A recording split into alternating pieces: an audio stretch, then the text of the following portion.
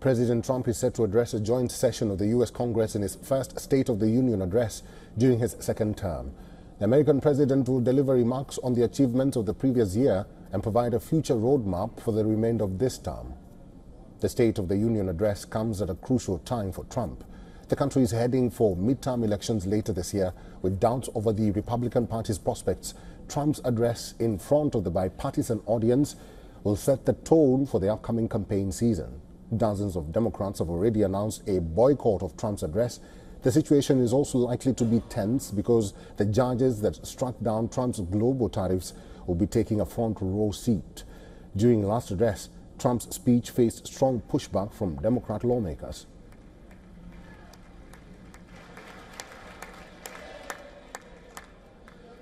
Members are directed to uphold and maintain decorum in the House.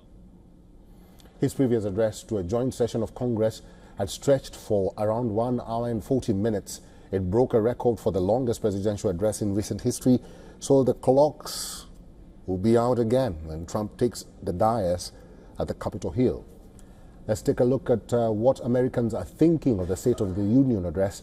According to Marist poll data, 43% of Americans think the State of the Union address is strong, while 57% think it is not strong.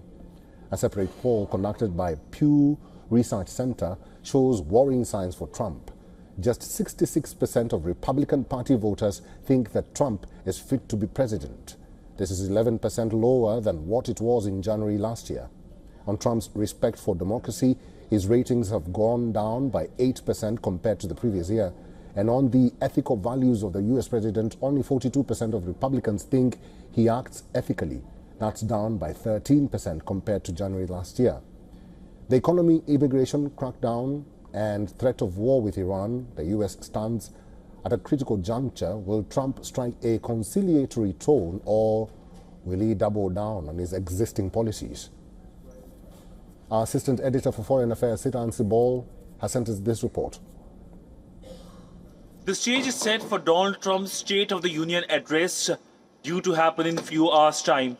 It will be closely watched across the world, more so here in neighboring Canada, that has been facing the wrath of Donald Trump's comments, whether it is references like governor for the Canadian Prime Minister, or whether it is references like state for Canada. Now, we know that Canada has been focusing on diversification of its relationship, and as part of it, the Canadian Prime Minister Mark Carney will be traveling to India in a few days' time. That visit, of course, will be closely watched across the Indo-Pacific. But for India as well, this State of the Union address will be important. Last time, Donald Trump had referred to Pakistan in the address, lauding it for the counter-terror cooperation. The address comes just days after the U.S. Supreme Court struck down the tariffs announced by Donald Trump, and that, of course, could be mentioned during his address. Sitan Sibol for WION in Canada.